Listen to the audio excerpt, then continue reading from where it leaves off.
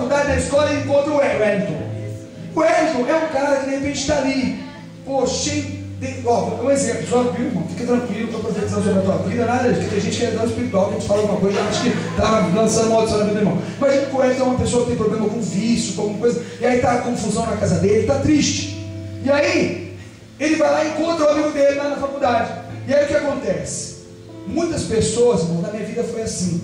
Quando eu me converti, eu era atleta da Ponte Preta, eu me converti pelo trabalho dos Atletas de Cristo, em 1996 para 97. Logo em seguida eu fui para a igreja onde eu congrego até hoje, cheguei aqui em Sul, Campinas. Eu falava para ela, vamos para a reunião dos Atletas de Cristo, eu tenho Deus no coração, eu batia. Só que quando eu precisava de algum conselho, quem é que a gente procura? Quem é de Deus. Curtir a gente vai procurar no mundão, né? E no meu trabalho foi exatamente assim. Porque daí a galera no meu trabalho começava a mandar um monte de e-mail com fotos de pornográficas e tal, e eu falava, olha, vocês podem parar com isso.